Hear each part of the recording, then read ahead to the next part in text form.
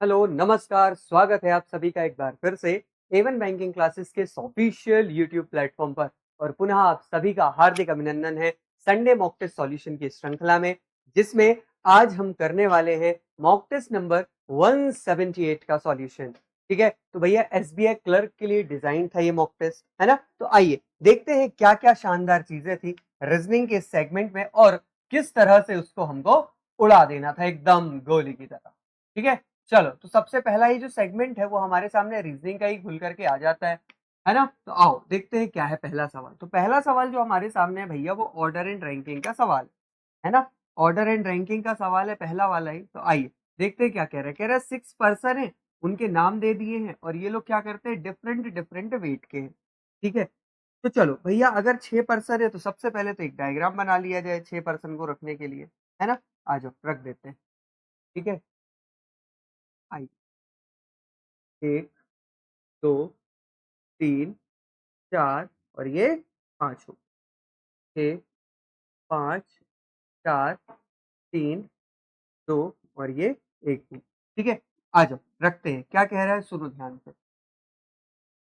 कह रहा है A is taller than B and C. A जो है वो लंबा है, किससे किससे लंबा है भैया। तो ए जो है वो बी से भी लंबा है और सी से भी लंबा है। आगे कह रहा है कि E is taller than F and A. E जो है वो टॉलर है, ई जो है वो लंबा है, किससे किससे लंबा है, एफ से भी लंबा है और ए से भी लंबा है। आगे कह रहा बट मतलब किसकी बात कर रहा है भैया, ई की। बट शॉर्टर देन डी, पर शॉर्टर है, किससे शॉर्टर है भैया, डी से शॉर्टर है। कह रहा है there are only 2 person who are shorter than F. केवल दो ऐसे व्यक्ति हैं, केवल दो ऐसे व्यक्ति जो किससे छोटे हैं, एफ से छोटे हैं। मतलब बाकी सब एफ से क्या होंगे, बड़े होंगे। तो एफ बाबू जो होंगे वो कहां पर आ जाएंगे, एफ आ जाएगा यहाँ पर। इससे छोटे केवल दो लोग हैं। चलो आगे देखते हैं। कह रहा है कि second tallest person has a height of 170 centimetre. जो सेकंड टॉलेस्ट पर्सन है उसकी हाइट कितनी है, 170। मतलब जो फिफ्थ नंबर की प्लेस पर आएगा उसकी हाइट 170 होगी। और आगे क्या कह रहा है, कह रहा है B is not shortest person. B जो है वो शॉर्टेस्ट पर्सन नहीं, मतलब बी जो होगा वो यहाँ पर नहीं आएगा। अब अगर मैं थोड़ा सा ध्यान से देखने की कोशिश करूं तो एफ के ऊपर दो चीजें आनी है, क्या क्या, एक तो डी आना है और दूसरा ई आना है। ठीक, अच्छा। और ए के नीचे कितनी चीजें आनी है, तो भैया ए के नीचे दो चीजें आनी है, बी और सी। अगर मैं देखूं तो ए के ऊपर भी ये दो आने हैं और ए के नीचे भी दो आने हैं। अगर ऐसा कुछ है तो ए को रखने के लिए जो मेरे पास जगह है वो तो यही है केवल, ताकि ए के ऊपर भी दो ई और एफ को रख सकूं और ए के नीचे भी, ए के नीचे बी और सी आएंगे, बी और सी को रख सकूं। अब बोल रहा था बी जो है वो शॉर्टेस्ट नहीं है, तो बी यहां पर आ जाएगा और सी कहां आ जाएगा, यहाँ पर आ जाएगा। ए के ऊपर दो थे मतलब ई यहाँ पर और डी कहां पर आ जाएगा, यहाँ पर आ जाएगा। और इस तरीके से ये आसानी से बनके सवाल तैयार हो जाएगा। इस तरीके से ये सवाल आसानी से बनके तैयार हो जाएगा। ठीक है, अब देखो क्या बोल रहा है सवाल। पहला आसान आसान से सवाल है। कह रहा है who is the second tallest person. Second tallest person कौन है भैया, तो सेकंड टॉलेस्ट पर्सन है ई। ई का मतलब क्या हो जाएगा, option number B. What is the possible height of D. D की पॉसिबल हाइट क्या है, तो डी की जो भी हाइट होगी वो 170 से ज्यादा होगी। देख लो 170 से ज्यादा क्या है, एक ही ऑप्शन मिल रहा है, ऑप्शन नंबर डी 175। ठीक है, चलो अब बाकी के बचे हुए सवाल इसके आप कर लीजिएगा। हम चलते हैं आगे की तरफ। अगला सवाल क्या है हमारे पास, आओ देखते हैं। तो अगला सवाल है हमारे पास किस चीज का, तो अगला सवाल है डायरेक्शन का। क्या कह रहा है देखो, कह रहा है F is 1 metre north of A. ठीक है जी, ए है यहाँ कहीं पर, कौन है, ए।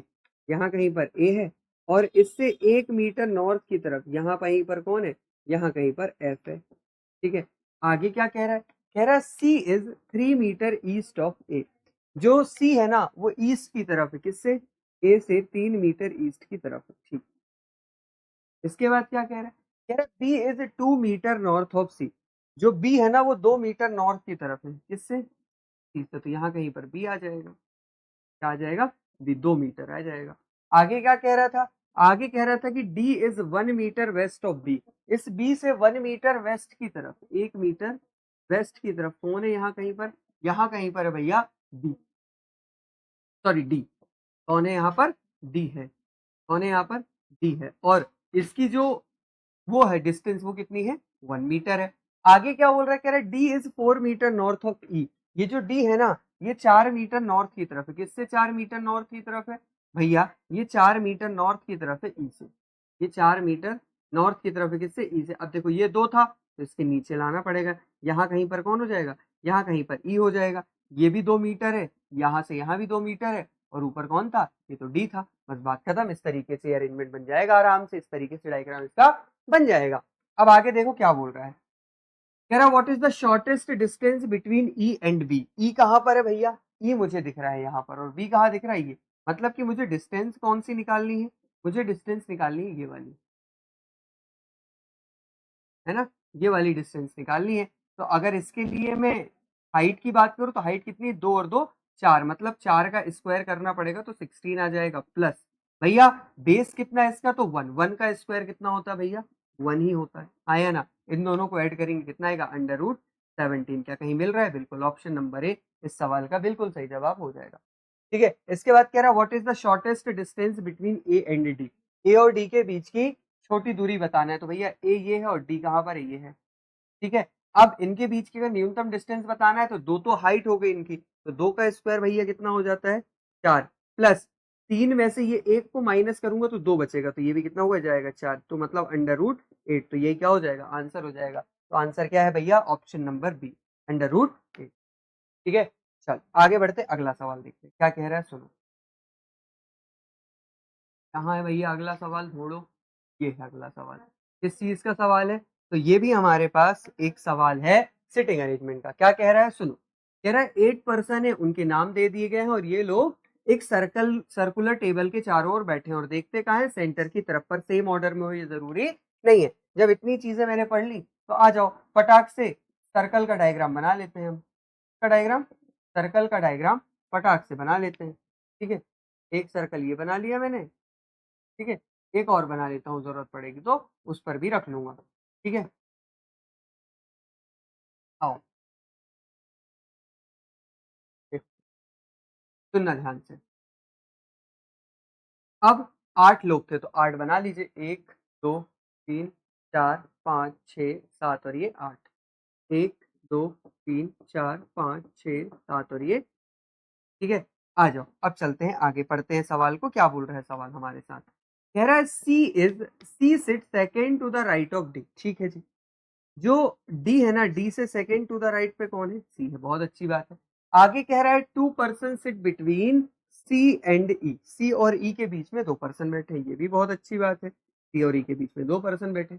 आगे कह रहा है there are 3 person sit between G and H who is not an immediate neighbour of C. कह रहा है जी और एच के बीच में 3 पर्सन। अगर जी और एच के बीच में 3 पर्सन और 8 पर्सन का अरेंजमेंट है तो ये हम बहुत अच्छे से जानते हैं कि जी और एच एक दूसरे को क्या कर रहे होंगे, फेस कर रहे होंगे। अच्छा, बोला है हु मतलब किसकी बात कर रहा था, एच की। H is not immediate neighbour of C, जो एच है ना वो सी का नेबर नहीं है। इतनी बातें मुझे अगर पता चल गई तो स्टार्ट करने में मुझे नहीं लगता कोई दिक्कत होगी। भैया डी से ही स्टार्ट करते हैं, डी के सेकंड टू द राइट पे सी यहाँ आ सकता है, डी के सेकंड टू द राइट पे सी यहाँ पर आ जाएगा। अब बोल रहा था सी और ई के बीच 2 है, तो सी को 2 छोड़ के ई को एक बार यहाँ रख दो, सी को 2 छोड़ के ई को एक बार यहाँ पर रख दो।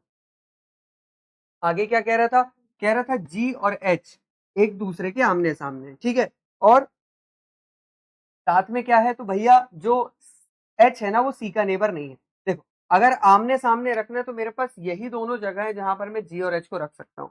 अब बोल रहा था एच जो है वो सी का नेबर नहीं है, तो सी का नेबर कौन हो जाएगा, जी, और यहाँ पर कौन आ जाएगा, एच आ जाएगा। वहीं यहाँ पर मैं देखूं तो मेरे पास यही दोनों जगह है जहां पर किसी पर्सन को आमने सामने रख सकता हूँ। अब सी का नेबर एच है नहीं, तो यहाँ पर क्या आ जाएगा, जी, और यहाँ पर क्या आ जाएगा, एच आ जाएगा। ठीक, आगे बढ़ जाते हैं। क्या बोल रहा है, कह रहा 1 person sit between A and H. A और एच के बीच में कितने पर्सन बैठे, 1 पर्सन। देखो एच को 1 छोड़ के यहाँ तो ई है, तो यहाँ तो आएगा नहीं, तो ए यहाँ पर आ जाएगा।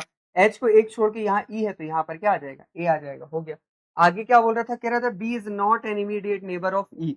बी जो है ई का इमीडिएट नेबर नहीं है, तो इस वाली संभावना में देखें तो बी को यहाँ रख सकते हैं, या तो यहाँ तो आएगा नहीं क्योंकि ई का नेबर हो जाएगा, तो बी कहाँ आ जाएगा, यहाँ पर आ जाएगा। इस वाली संभावना में एक ये जगह खाली, ये जगह खाली है, और दोनों में से किसी भी जगह अगर मैं बी को रखता हूँ ना तो दिक्कत क्या होगी, बी का नेबर हो जाएगा। तो ये वाली बात तो क्या है, सरासर गलत है, और ये वाली बात क्या है, बिल्कुल सही है। अगर मैं देखूं थोड़ा सा तो एक पर्सन बच गया, कौन बच गया, ए हो गया, बी हो गया, एफ बच गया।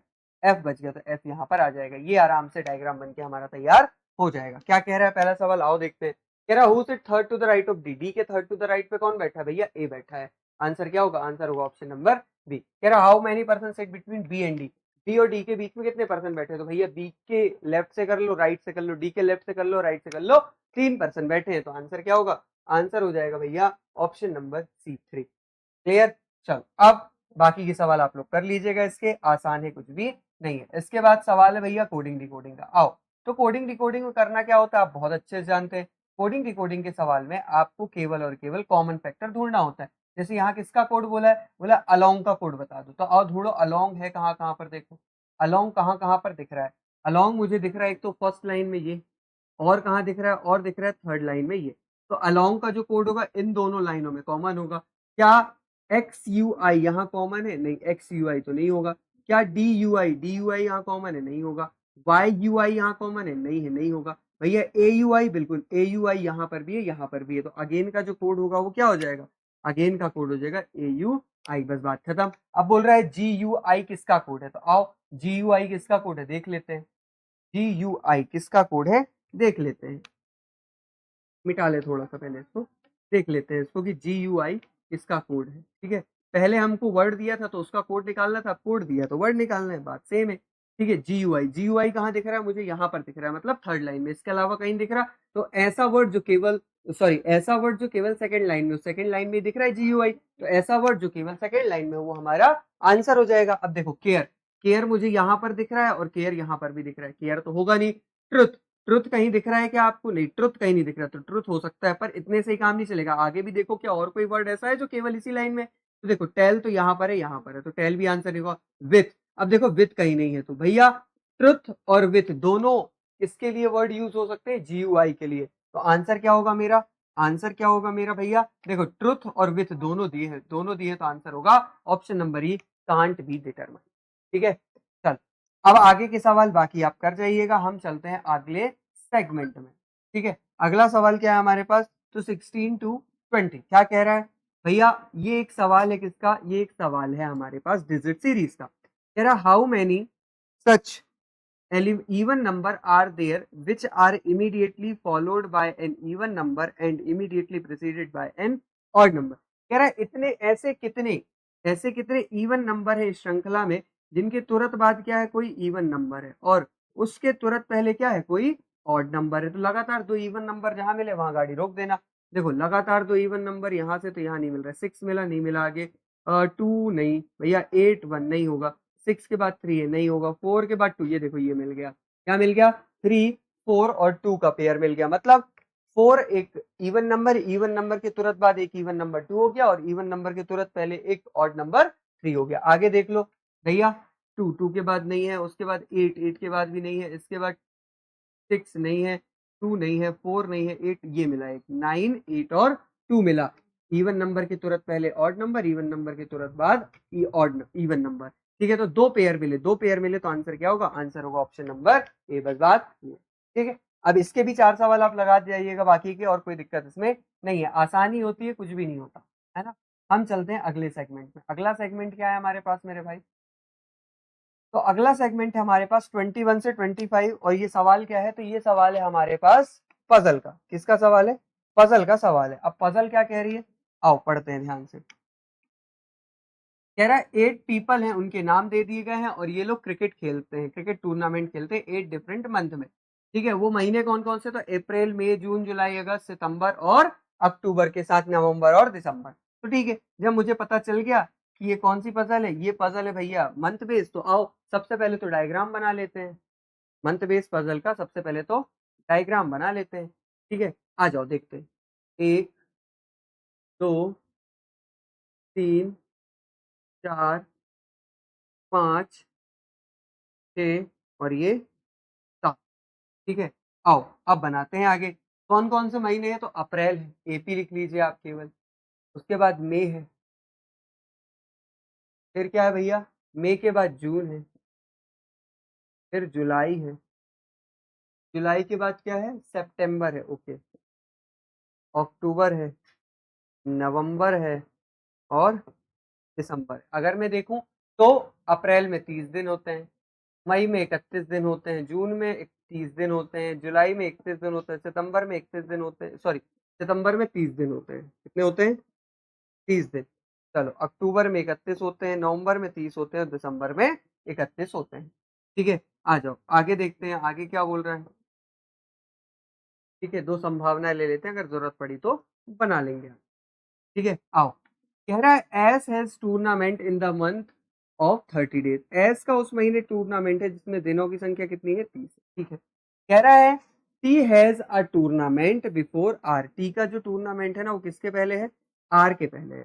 कह रहा है 3 person have tournament between W and Q.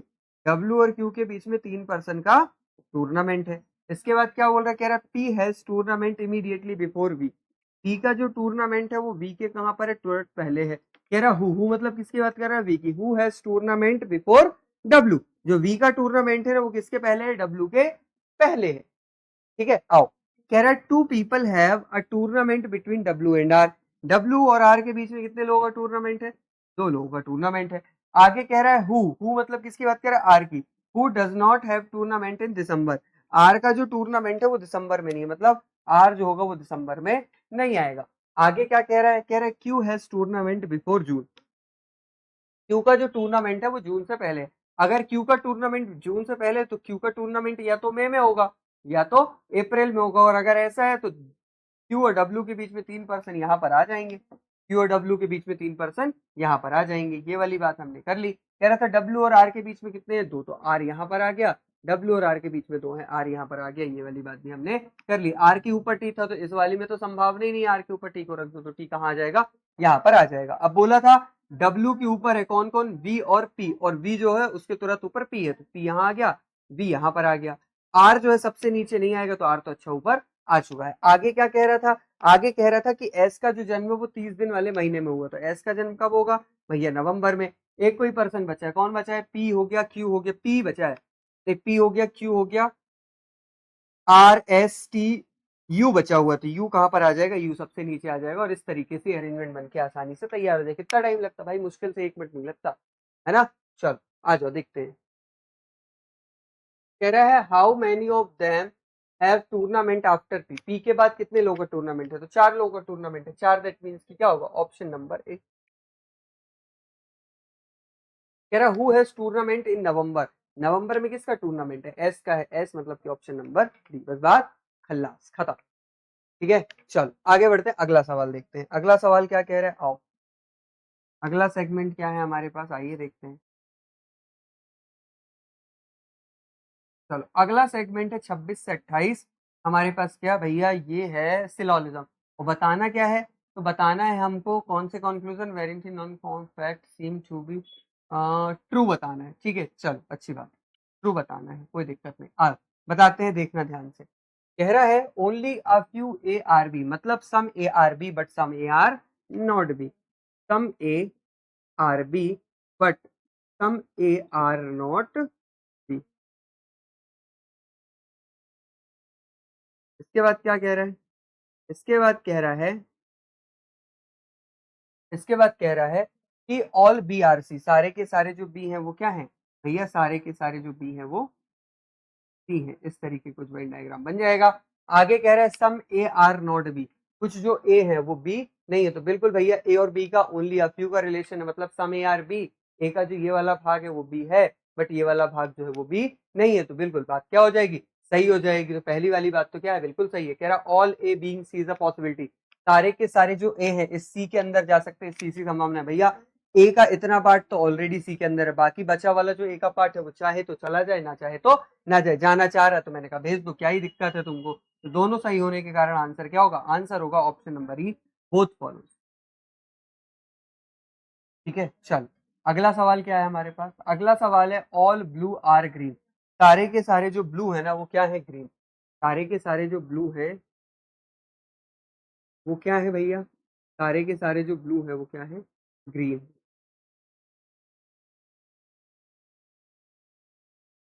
उसके बाद कह रहा है क्या, कह रहा only a few green are black, केवल कुछ जो ग्रीन है, केवल कुछ जो ग्रीन है वो क्या है, ब्लैक। मतलब some green are black but some green are not black.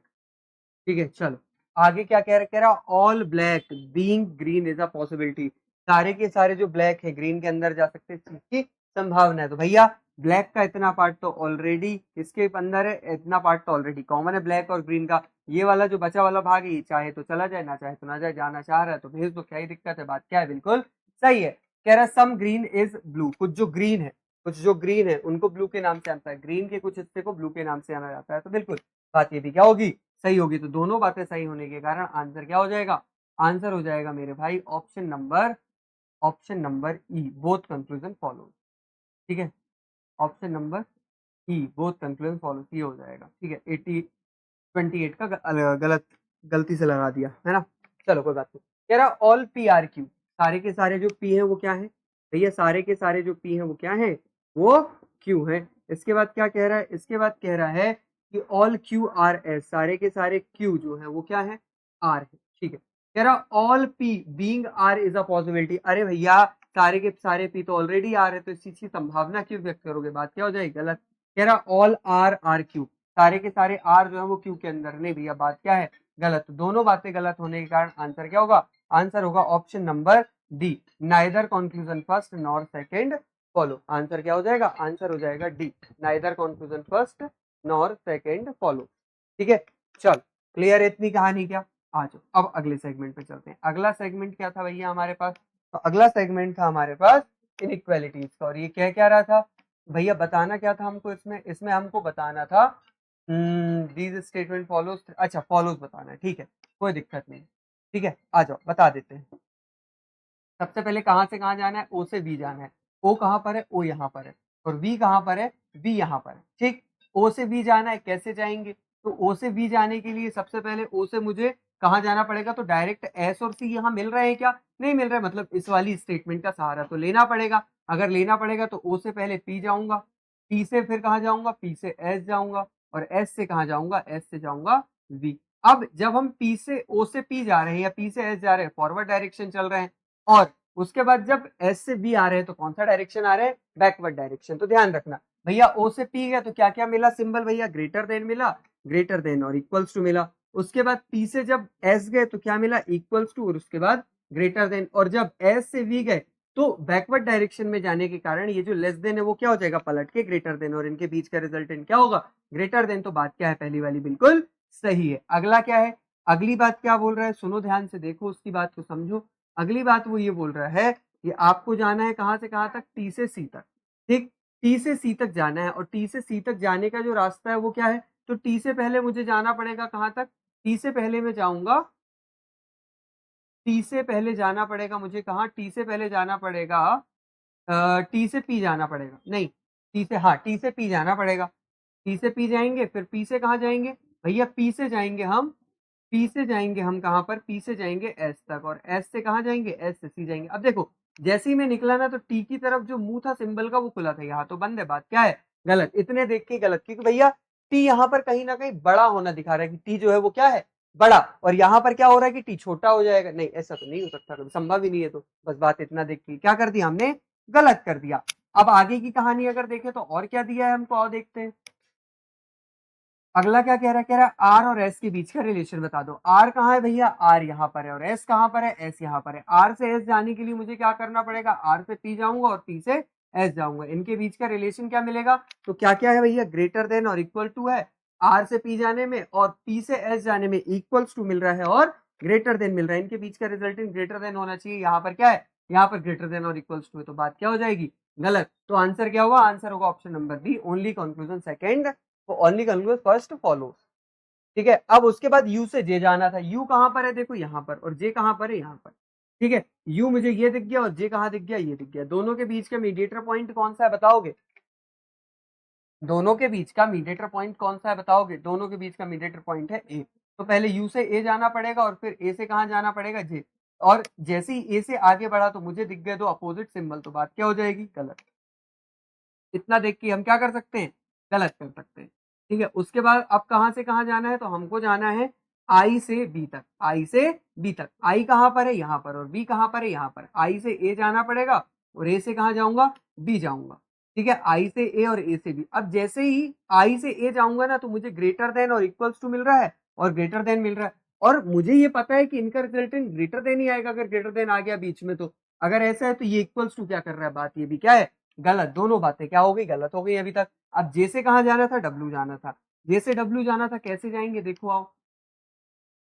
तो जे से पहले मुझे कहाँ जाना पड़ेगा, जे से मुझे जाना पड़ेगा किसके पास, जे से मुझे जाना पड़ेगा ए के पास, और ए से डब्ल्यू जा सकता हूँ। तो जैसे ही जे से ए जाऊंगा अगेन भैया अपोजिट सिंबल मिल जाएंगे, तो बात ये भी क्या हो जाएगी, गलत। और तीनों बातें गलत होने के कारण आंसर क्या होगा, आंसर होगा मेरा none follows, none of the conclusion follows, मतलब कि ऑप्शन नंबर डी। ठीक है, चलो आगे बढ़ जाते हैं, अगला सवाल देखते हैं क्या कह रहा है। 31 नंबर क्वेश्चन देखो, कह रहा है कि F से B तक जाना है। अब F कहां पर है भैया, F यहाँ पर है, B यहाँ पर है, कैसे जाएंगे। तो F से पहले जाऊंगा Z, और Z से कहां जाऊंगा, Z से जाऊंगा V के पास। F से Z गया तो क्या मिला भैया, ग्रेटर देन मिल गया, ठीक है।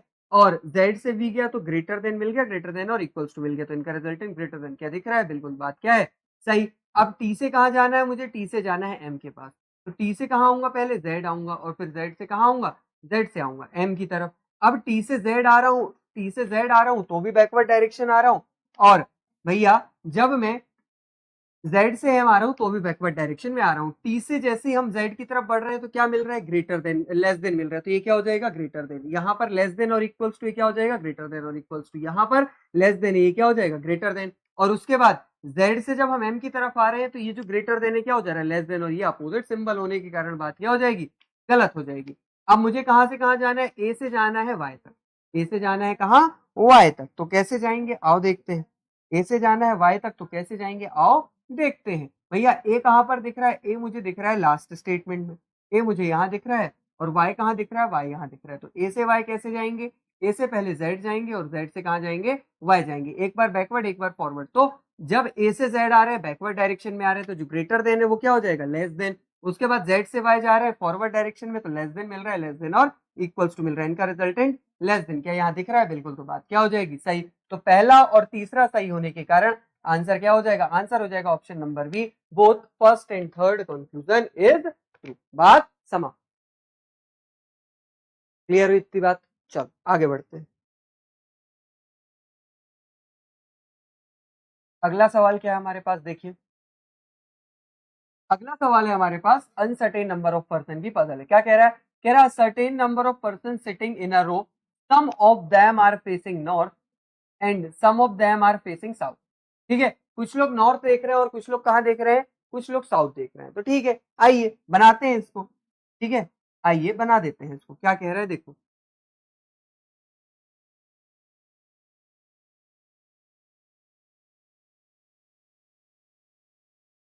ठीक है, आ जाओ देखो क्या बोल रहा है, सुनो। कह रहा है कि 3 person sit between R and S, who sit next to, अच्छा ऊपर वाली तो पढ़ा ही नहीं। कह रहा है P sit third to the right of Q, who sit third from one of the extreme end. कह रहा क्यू किसी एक एंड से थर्ड पोजीशन पर है, तो एक दो तीन, क्यू को रख दिया यहाँ पर। उसके बाद यहाँ पर भी देख लेते हैं, तो एक दो और ये तीन, क्यू को रख दिया यहाँ पर। अब कह रहा था कि पी के थर्ड, क्यू के थर्ड टू द राइट पे पी है, अगर राइट में है तो क्यू नॉर्थ साउथ देख रहा है, तो एक और दो यहाँ पर कौन आ जाएगा, पी आ जाएगा। यहाँ पर जो पी है वो कहाँ देखेगा, नॉर्थ, तभी उसके राइट में कौन आ जाएगा, पी आ जाएगा। आगे क्या बोल रहा था, कह रहा था there are as many person R and V, Q and R. कह रहे जितने पर्सन आर और वी के बीच में है ना, उतने ही पर्सन किसके किसके बीच में, क्यू और आर के बीच में। मतलब ये जो आर होगा ना वो वी और क्यू के बिल्कुल बीचों बीच होगा। कह रहा है V sit second from one of the extreme end, V जो है किसी एक एंड से सेकंड पर बैठा है, वी जो है किसी एक एंड से कहां पर बैठा है, सेकंड पर बैठा है। आगे क्या बोल रहा है, आगे बोल रहा है कि W sit third to the right of V, who doesn't faces north. कह रहा है वी जो है वो नॉर्थ नहीं फेस करता, मतलब वी साउथ फेस करेगा, और डब्ल्यू जो है वो थर्ड टू द राइट की तरफ है, किससे, वी से। तो वी से थर्ड टू द राइट पे कौन आ जाएगा, डब्ल्यू आ जाएगा। आगे क्या कह रहा था, आगे कह रहा था कि R doesn't sit extreme end, R जो है किसी एंड पर नहीं बैठता, आर जो है किसी एंड पर नहीं बैठता, आर एंड पर नहीं बैठता। अच्छा एक लाइन मैंने मिस कर दी, पता क्या कह रहा था, S sit next to P, मतलब एस और पी जो दोनों है वो क्या है, नेबर। इस लाइन को मिस कर दिया था। आगे क्या बोल रहा था, आगे बोल रहा था कि U sit third to the left of P, P के थर्ड टू द लेफ्ट पे कौन बैठा है भैया, यू बैठा है, यू जो है वो थर्ड टू द लेफ्ट बैठा है, किससे, पी से। अब देखो P जो है वो यहाँ पर है, अगर P को नॉर्थ दिखाता हूँ तो लेफ्ट की तरफ Q आ जाएगा, तो यहाँ तो ऑलरेडी बैठा हुआ है, तो मतलब ये साउथ देखेगा और इससे लेफ्ट की तरफ कौन बैठ जाएगा, U बैठ जाएगा। ठीक है, यहाँ पर P नॉर्थ देखेगा तो 1 2 और यहाँ पर कौन बैठ जाएगा, U बैठ जाएगा। अब आगे की कहानी अगर मैं देखूँ तो क्या दिया है, देखो S और P नेबर है, और भैया एक चीज और दी थी, क्या दी थी एक चीज और, कि S और P नेबर है। अच्छा, 3% sit between R and S, ये भी दिया हुआ था। R और S के बीच में 3% बैठे हैं और S और P नेबर है। अगर ऐसा है तो देखो S को अगर मैं यहाँ पर रखता हूँ, S को यहाँ रखता हूँ तो S के इस तरफ 3% नहीं हो पाएगा, R नहीं रख पाएंगे, S के इस तरफ भी 3% R नहीं रख पाएंगे। और वैसे ही बोला है कि S मतलब R जो है वो एंड पर नहीं बैठता, तो S यहाँ पर आ गया, S अगर यहाँ पर आया तो R कहाँ आ जाएगा, R आ जाएगा भैया यहाँ पर आ गया। अब आगे कहानी अगर मैं इसमें देखूं तो S को यहाँ रखेंगे और R को 2 छोड़ के यहाँ पर R आ जाएगा यहाँ पर। ठीक है, अब आगे कहानी अगर मैं देखता हूं तो बोल रहा था जितने R और V के बीच में है, जितने R और V के बीच में उतने ही Q और R, तो Q और R के बीच में देख लीजिए 1 2 3 4 5 6 और ये 7, तो 1 2 3 4 5 6 और यहाँ आगे क्या हो जाएगा, आगे हो जाएगा 7 और यहाँ पर कौन आ जाएगा, यहाँ पर आ जाएगा V, और V किसी एक एंड से सेकंड पोजीशन पर था। अगर इसमें देखूं तो कहाँ रख देंगे, तो 1 2 3 4 5 6 7 है ना, और यहाँ पर क्या आ जाएगा, यहाँ पर आ जाएगा V, और ये सेकंड पोजीशन पर था तो 1% यहाँ पर हो जाएगा। अब बोला क्या था, बोला ये था कि V जो है वो कहाँ देखता है, V जो है साउथ की तरफ देखता है और उसके सेकंड टू द राइट पे कौन है, उसके सेकंड टू द राइट पे W। अगर V साउथ की तरफ देखता है तो यहाँ नीचे देखेगा तो राइट में रखने के लिए कोई जगह है नहीं, मतलब ये वाली बात तो गलत है। V को यहाँ साउथ दिखाओ, सेकंड टू द राइट पे यहाँ पर कौन आ जाएगा, W आ जाएगा। हो गया, जितनी बातें हमने पढ़ी थी सारी रख ली। अब बोल क्या रहा था, बोल रहा था U and W are faces opposite direction to Q। U और W जो है ना वो Q से अपोजिट डायरेक्शन फेस करते हैं। भैया Q अगर नॉर्थ कर रहा है तो U भी साउथ करेगा और W भी कहाँ करेगा, साउथ करेगा। इस तरीके से अरेंजमेंट बन के आसानी से तैयार हो जाएगा। क्लियर, चलो आ जाओ देखते हैं पहला सवाल क्या है इसका। पहला सवाल क्या है, आइए देखते। कह रहा है if A is 7th to the right of S, अगर S के 7th टू द राइट पे कौन है A, है ना, what is the position of A with respect to W। अब देखो 7th टू द राइट 1 2 3 4 5 6, इस तरफ तो चाहिए तो इस तरफ तो हो नहीं सकता, तो A जो होगा वो इसी तरफ होगा, मतलब S जो होगा वो नॉर्थ देख रहा होगा इस सवाल के अकॉर्डिंग। तो 7th टू द राइट है तो 1 2 3 4 5 6 और ये 7, यहाँ पर कौन आ जाएगा, A। अब किसकी पोजीशन बताना है, तो what is the position A with respect to W, तो W के सेकंड टू द राइट की तरफ है। देखो W राउट देख रहा है तो right right second to the right, मतलब ऑप्शन नंबर डी इस तरीके से हो जाएगा। कह रहा how many person are sit in the row, row में कितने पर्सन बैठे, तो गिन लीजिए भैया कितने पर्सन बैठे, आओ देख लो गिन लेते हैं। कह रहा है 2 2 4 2 6 2 8 2 10 2 12 2 14 2 16 2 18 और 2 20, 20 लोग बैठे हैं। 20 का मतलब आंसर क्या हो जाएगा, आंसर हो जाएगा ऑप्शन नंबर सी। इस तरीके से हम इसके पूरे के पूरे 35 क्वेश्चन को आसानी से लगा लेते। आसान पेपर था, कुछ भी नहीं था, बहुत ही आसान था, बस एक बार ढंग से अप्रोच करने की जरूरत थी। आपकी स्पीड और साथ में आपके तगड़े कॉन्सेप्ट, दो ही चीजों की आवश्यकता थी। अगर ये दोनों चीजें आपके पास होती और है तो आप इस पेपर में बहुत अच्छा कर सकते हैं। ठीक है, चलिए तो भैया ये था पूरे के पूरे 35 क्वेश्चंस का सॉल्यूशन। ठीक है, अब आप सभी से मुलाकात होगी अगले संडे के टेस्ट सॉल्यूशन में।